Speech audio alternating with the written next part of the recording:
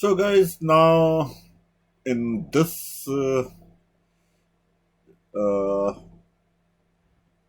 chapter, we are going to talk about data validation. Why data validation is important is to prevent deliberate or innocent typo errors. Uh, Excel gives a lot of ways to prevent such errors. Now, I'm again considering the same table that we had been using so far. I have just added one column known as category. Maybe each of your items fall into certain categories, like body wash is under personal hygiene, face cream and body lotion is under cosmetics, soap is again personal hygiene, toothpaste is oral care, Panadol is under medicine. So all these items will fall in a few categories. There is a reason why I have added this additional column just to show you some examples of data validation. So let us start. Now, if I go and select stock take date,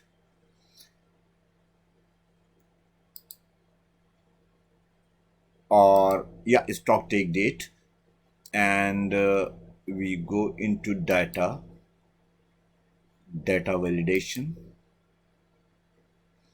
and allow any value. Instead of that, we say allow date, say we say greater than start date, say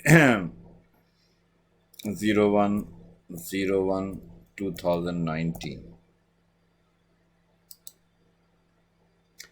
Okay, why I have selected that is maybe your shop started in February 2019. If there is a typing mistake, you or your one of your staff is doing by mistake, they are typing say 2018 or 2000 something. See what happens. Say if I type 25 12 2018. See, immediately you get a message. The value entered is not valid. Retry or cancel. So it will not allow any date before 1st January 2099 because before that your shop never existed. Similarly, very often it takes place like you know that you don't sell any item, your price of any item in your shop is not above $90. And sometimes because of decimal uh, erroneous data is entered, like somebody is trying to write $9.00, there's a typing error, they forgot to put point in between 9 and 00, so how much it has become? $900. And you are if this data is directly going into your point of sale machine, you can see it will be disastrous. So similarly, you can select this data validation for this column, that is price. You say it's a say decimal number, it has to be less than, see you can select less than, equal to, etc, etc. Maximum say $90. Okay, and in the next column if you say $99, it will immediately give you a warning. It will not allow that data to be entered. So that is one way of preventing a mistake. Now there is a beautiful feature for data consistency and also to prevent the erroneous data to be entered. As I told you, suppose, just a minute, I'll go and remove the formatting from here. So I'll clear the color of all the columns. Now suppose, again, because the types of category are only 1, 2, 3, 4, so I'll remove this cosmetics, I'll remove this personal hygiene. So basically, cut,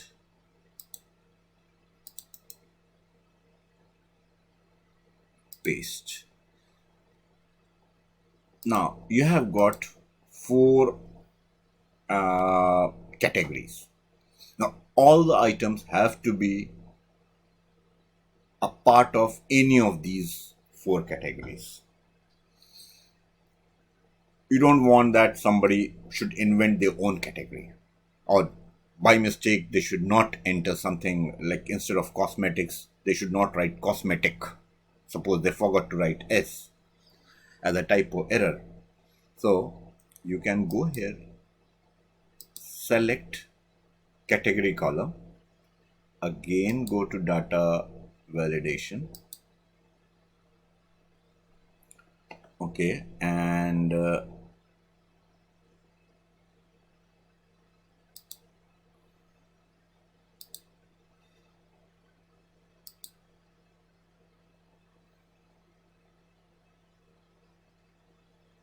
select list here, and source, you just go and select these fours and say okay. Now you see what happens when you try to enter something. See, a list box appears as soon as somebody tries to enter something in this column, and if instead of ignoring that list box you put like this, the value entered is not valid, cancel, and then you come here. See, these are the four options you have been given. You have to select out of these four only. Then you see oral care, and it becomes the part of the data. There is no problem. Similarly, what you can do is you can actually, to beautify it, you can sort it out, sort ascending.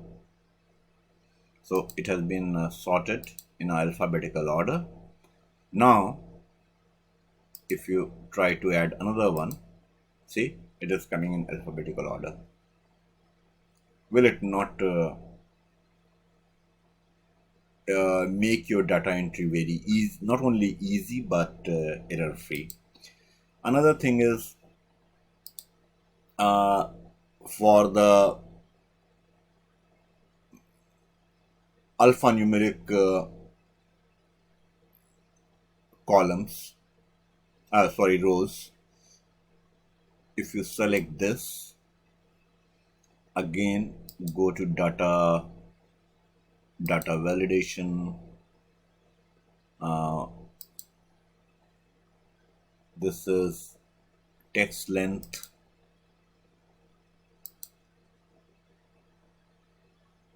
it less than, and say 15. Okay, now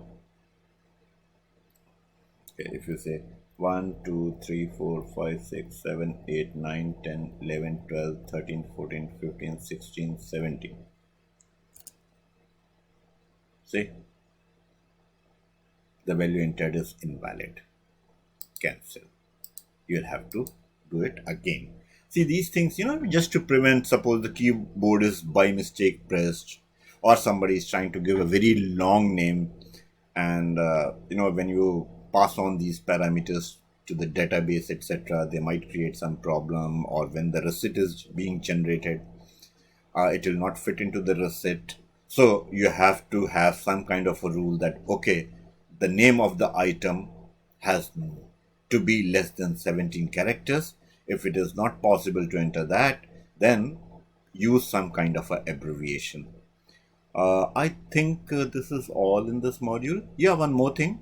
See, you can't leave all these things here, because somebody might play with this, somebody might delete it, and if you delete it, it will go from here also. By mistake, somebody can make some changes. So the best way to avoid is select this column, right click it, and you see height column. So the data is there, but the column is hidden, and you know it is between L and N because column M is hidden. So nobody should be able to play with that data. So it was simple, but it is a very, very good feature provided by Excel.